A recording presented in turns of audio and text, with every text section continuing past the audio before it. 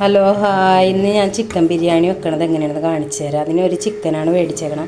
അപ്പോൾ ചിക്കനിൽ ഞാൻ നേരത്തെ തന്നെ ഉപ്പും കുരുമുളക് പൊടിയും ഒരു നുള്ള് മുളക് പൊടി ഇട്ട് ചെറുനാരങ്ങ നീരും ഇട്ട് പുരട്ടി വെച്ചിട്ടുണ്ട്. ഞാൻ ബാക്കിയുള്ള സാധനങ്ങൾ 1 കിലോ ജീരകശാല അരി എടുത്തിട്ടുണ്ട്, ഒരു 2.5 സവാള, കുറച്ച് ഉള്ളി, കുറച്ച് വെളുത്തുള്ളി, ഒരു വലിയ കഷ്ണം ഇഞ്ചി, 2 തക്കാളി, പച്ചമുളക്, പിന്നെ സവാളയും കശുവണ്ടി മുന്തിരിയൊക്കെ പൊരിച്ച് കോരി വെച്ചിട്ടുണ്ട്. മല്ലിച്ചീര. ഇനി ചിക്കനൊന്ന് ഫ്രൈ ചെയ്തെടുക്കണം. ഒരുപാട് ഫ്രൈ ചെയ്യണ്ട, ഒന്ന് ജസ്റ്റ് ഒന്ന് ഫ്രൈ ചെയ്തെടുത്താൽ മതി. ഇപ്പോൾ ഇവിടെ ഞാൻ സവാള പൊരിച്ച് കോരിയ എണ്ണയാണ്. ആ എണ്ണയിലേക്ക് നമുക്ക് ചിക്കനൊന്ന് ഇട്ട് കൊടുക്കാം.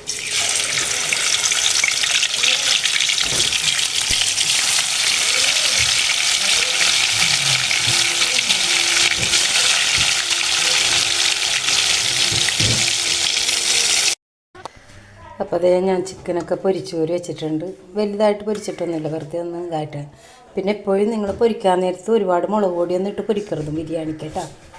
കുറച്ച് ഒരു പേരിന് മാത്രം, അല്ലെങ്കിൽ ഉപ്പും മഞ്ഞളും കുരുമുളക് പൊടി മാത്രം ഇട്ട് ചെറുനാരങ്ങ നീര് ഒഴിച്ചിട്ട് ചെയ്താൽ മതി കേട്ടോ.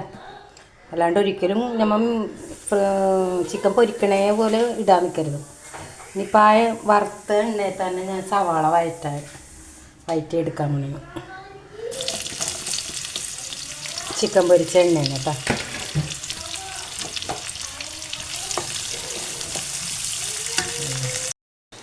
ഇതൊക്കെ ഇത് സവാള ഇവിടെ നല്ലപോലെ വാടിയിട്ടുണ്ട് കണ്ടോ.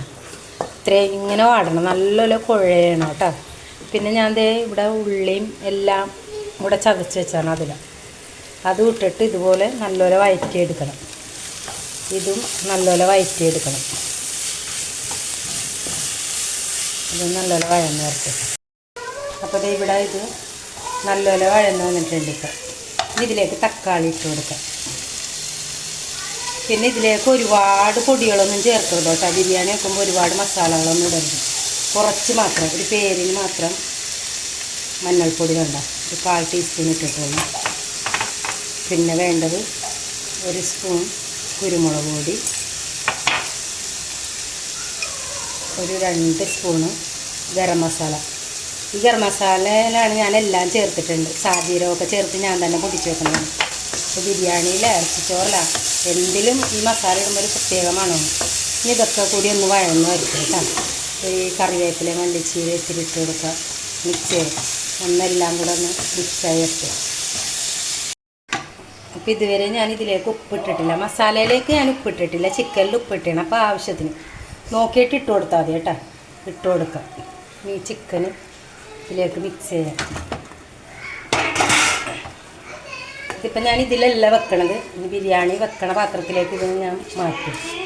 ഇതൊന്ന് മിക്സ് ചെയ്യാൻ വേണ്ടിയിട്ടാണ്.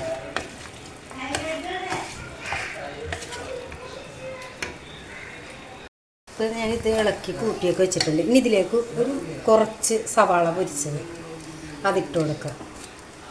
പിന്നെ ഒരു ചെറുനാരങ്ങ നീര് ഒരു പകുതി മതി കേട്ടോ. ഒരു നാരങ്ങൻ്റെ പകുതി മതി, കാരണം ഇത് 1 കിലോ ചിക്കനാണ്. തക്കാളി ഇട്ടിട്ടുണ്ട്, അപ്പോൾ അതിൽ ആവശ്യത്തിന് പുളിയുണ്ട്. ഇതൊക്കെ ഇട്ട് ഉരുണ്ട് ഇട്ടിട്ടൊന്ന് മിക്സ് ചെയ്യാം. ഇനി അടുത്ത പാത്രത്തിലേക്ക് ഇട്ടിട്ട് ഞാൻ കാണിച്ചു തരാം. ഇനി അടുത്തത് വേണ്ട, ഞാൻ ബിരിയാണി വെക്കണത് ഈ പാത്രത്തിലാണ്. ഇനിയിപ്പോൾ ഈ പാത്രത്തിലേക്ക് ഞാൻ സെറ്റ് ചെയ്തിട്ടുണ്ട്. ഇപ്പം ഞാൻ ഇതിലാണ് താളിച്ചേക്കാം. അപ്പോൾ അതിൽ കുറച്ച് വെള്ളം, ഒരുപാട് വെള്ളമൊന്നും ഒഴിക്കരുത് കേട്ടോ. 1/2 ഗ്ലാസ് വെള്ളമൊക്കെ മതി. പിന്നെ ഇതിനകത്തേക്ക് ഇപ്പം ഞാൻ നേരത്തെ ഇതിനകത്ത് 2 സ്പൂൺ കുരുമുളക് പൊടി ഇട്ട്, ഇനി കുറച്ച് കുരുമുളക് പൊടി ഇതിൻ്റെ മേലെ ഇങ്ങനെ ഇട്ട് കൊടുക്കുക.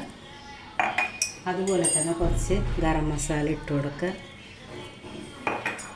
ഇനി കുറച്ച് സവാള പൊരിച്ച് കോരിയത്,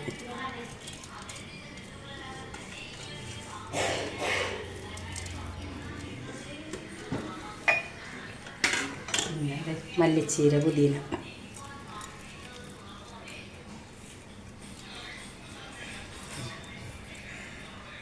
ഇനി ഇത് നമുക്ക് അടച്ച് വെക്കാം.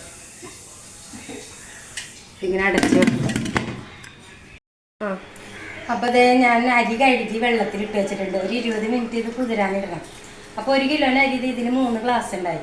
അപ്പോൾ ഈ ഗ്ലാസ്സിൽ തന്നെ വെള്ളം അളന്നെടുക്കണം നിങ്ങൾ. അപ്പോൾ ഇതിലിപ്പോൾ 3 ഗ്ലാസ് ആയിരിക്കും, ഞാൻ 5 ഗ്ലാസ് വെള്ളമാണ് വെക്കുന്നത്. അപ്പോൾ എപ്പോഴും അരി അളക്കണ പാത്രത്തിൽ തന്നെ വെള്ളം എടുക്കാൻ നോക്കണം കേട്ടോ, അല്ലെങ്കിൽ വെള്ളം അങ്ങോട്ടും ഇങ്ങോട്ടും മാറിപ്പോയാൽ പ്രശ്നമാകും. പിന്നെ വേണ്ടത് ഇതേ പട്ട, ഗ്രാമ്പ്, ഏലക്ക അത് വേണം. പിന്നെ കുറച്ച് മല്ലിച്ചീര, പിന്നെ പൈനാപ്പിൾ. മെയിനായിട്ട് വേണ്ട സാധനം 2 സാധനം വേണം, തൈര്, പൈനാപ്പിൾ. ഇതൊക്കെ ഒരു ടിപ്പാണ്, ഇത് ഞാൻ കാണിച്ചാൽ ചോറിൽ എങ്ങനെയാണ് ചേർക്കണം എന്നുള്ളത്. പിന്നെ വേണ്ടത് സൺഫ്ലവർ ഓയിൽ 1/2 kg. ഇത്രയും സാധനങ്ങൾ വേണം. അപ്പോൾ നമുക്ക് അരി ഒരു 20 മിനിറ്റ് കുതിർന്ന് വരട്ടെ, എന്നിട്ട് നമുക്ക് കാണിക്കാം. ഞാൻ സൺഫ്ലവർ ഓയിൽ ഒഴിച്ച് കൊടുക്കുന്നുണ്ട്, ഒരു കപ്പൊക്കെ ഒഴിച്ച് കൊടുക്കണം കേട്ടോ, ചോറിൽ പിടിക്കും.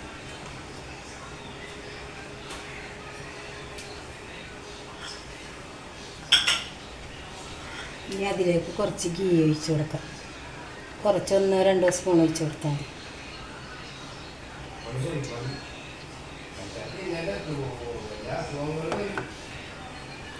ഇതിലേക്ക് എല്ലാം ഇട്ട് കൊടുക്കും.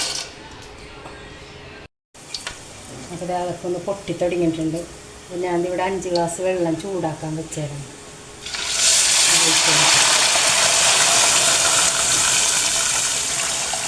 ഞാനിപ്പോൾ അടപ്പ് വെറുതെ ഇരുന്നുകൊണ്ടിട്ട് അങ്ങനെ വെള്ളം വെച്ചതാണ് കേട്ടോ. പച്ചവെള്ളമാണെങ്കിലും ഒഴിച്ചാൽ മതി, കുഴപ്പമില്ല. ഇനി ആവശ്യത്തിനുള്ള ഉപ്പ് ഈ വെള്ളത്തിലേക്ക് ഇട്ട് കൊടുക്കാം. ഇനി വെള്ളം ഒന്ന് തിളക്കട്ടെ. അപ്പം ഞാൻ പറഞ്ഞില്ലേ ചോറിനകത്ത് പൈനാപ്പിളും തൈരും കാണിച്ചില്ലേ. അപ്പോൾ പൈനാപ്പിൾ നമ്മൾ ചെറുതാക്കി പീസായിട്ടിടും. ഇനി ഇതിൽ നിന്നൊരു വലിയ കഷ്ണം നമ്മൾ തിന്നാനായിട്ട് എടുക്കണം, അത്രയും പീസ്. ഈ വണ്ണത്തിലുള്ള 4 കഷ്ണമാണ് ഞാൻ എടുത്തേക്കുന്നത് കണ്ട. ഇതും അതിൻ്റെ ഒപ്പം തന്നെ തൈര് ഒരു 2-3 സ്പൂണ് ഇങ്ങനെ ഒഴിച്ച് കൊടുക്കാം. ഇനി ഇത് നമുക്ക് മിക്സിയിലൊന്ന് അടിച്ചു കൊണ്ടുവരാം. വെള്ളം നല്ലപോലെ തിളച്ചിട്ടുണ്ട്. ഇനി ഇതിനകത്തേക്ക് ഞാൻ ഒഴിക്കാൻ പോകുന്നത് ഈ പൈനാപ്പിൾ മിക്സിയിൽ അടിച്ചത് ഉണ്ട്, പൈനാപ്പിളും തൈരും കൂടെ.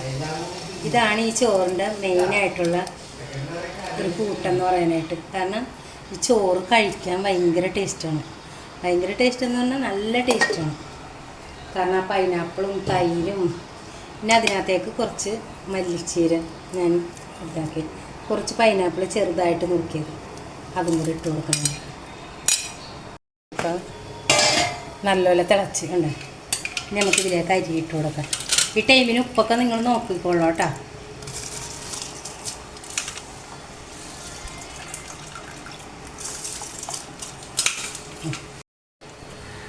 അപ്പോൾ ഇതേ അരിയൊക്കെ ഇട്ട് ഞാൻ ഇളക്കി കൊടുക്കുന്നുണ്ടെന്ന്.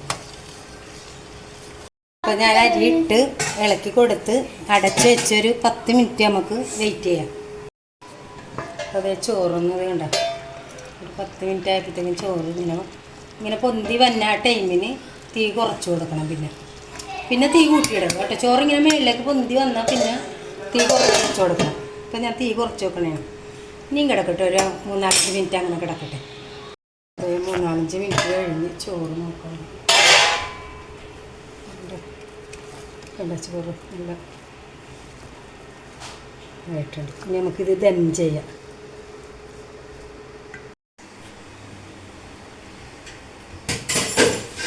അപ്പോൾ ഞാൻ ചോറ് ദം ചെയ്യാൻ വേണ്ടി നേരത്തെ മസാലയൊക്കെ കൂട്ടി വെച്ചിട്ടുണ്ട്.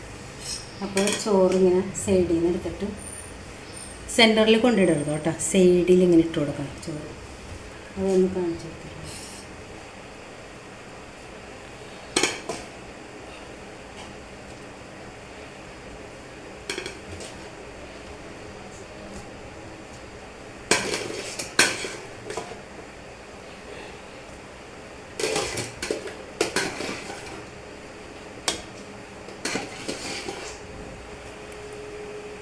ഞാൻ കുറച്ച് ഗീയാണ് ഇട്ട് കൊടുക്കുന്നത്. എല്ലായിടും ആകണ രീതിയിലൊന്നും ഇട്ട് കൊടുക്കുന്നത് കുറച്ച് മതി. ഞാൻ ഇച്ചിരി ഫുഡ് കളർ ഇടുന്നുണ്ട്. ഒന്ന് ഇത്തിരി കളർഫുള്ളായിക്കോട്ടെ എന്ന് വിചാരിച്ചിട്ടാണ് കുറച്ച്. പിന്നെ നേരത്തെ വറുത്ത് മാറ്റി വെച്ച അണ്ടിപ്പരിപ്പ്, സവാള പൊരിച്ചത്.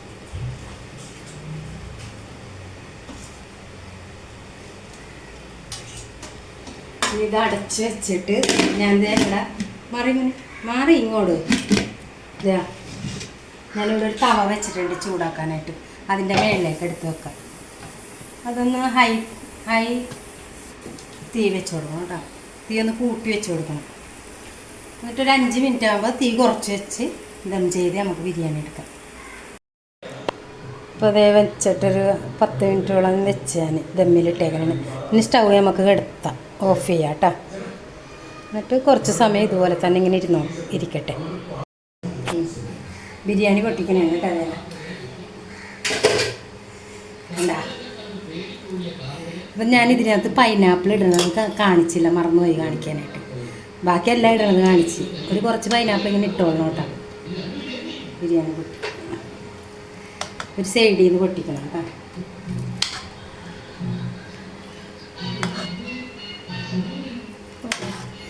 എന്താ ഒരു സ്മെല്ല്! ഇങ്ങനെ ഉണ്ടാക്കണം കേട്ടോ. നിങ്ങൾ എല്ലാവരും ഒരു പ്രാവശ്യമെങ്കിലും ഉണ്ടാക്കി നോക്കണം. എൻ്റെ വീഡിയോസ് എല്ലാവരും കാണുന്നുണ്ട്, പക്ഷെ ഒരുപാട് പേര് കണ്ടു പോകണുള്ളൂ. കാണുന്നവരൊന്ന് ലൈക്ക് ചെയ്യുക, ഷെയർ ചെയ്യുക, കമൻറ്റ് ചെയ്യുക, ബെല്ലൈക്കണൊന്ന് ക്ലിക്ക് ചെയ്യുക. ഇതേ മസാല കാണിച്ചെടുത്ത് കണ്ട, മസാലയൊക്കെ കണ്ട, പൊടിഞ്ഞിട്ടൊന്നുമില്ല, അതുപോലെ തന്നെ കിട്ടുന്നുണ്ട്. ചിക്കൻ ബിരിയാണി ഇപ്പോൾ അതേ റെഡി ആയിട്ടുണ്ട്. ഇവിടെ ഇപ്പോൾ ഒരാൾ ചിക്കൻ കഴിക്കൂല, അപ്പോൾ ആ ആൾക്ക് ഞാൻ കുറച്ച് ചെമ്മീൻ ഇതിൻ്റെ മുകളിൽ ഇങ്ങനെ ഇടുന്നുണ്ട്. ചെമ്മീൻ ബിരിയാണി ആക്കാം. അപ്പോൾ ഒരു ബിരിയാണി വെച്ചാൽ കഴിക്കാത്ത ആൾക്കാരുടെ ഇച്ച് ചെമ്മീൻ വെറുതെ പൊരിച്ച് അതിൻ്റെ മുകളിലേക്ക് ഇട്ട് കൊടുക്കുക, കുറച്ച് സവാള ഇട്ട് കൊടുക്കുക. ചെമ്മീൻ ബിരിയാണിയുമായി ഒരേ ടൈമിൽ ചിക്കൻ ബിരിയാണി.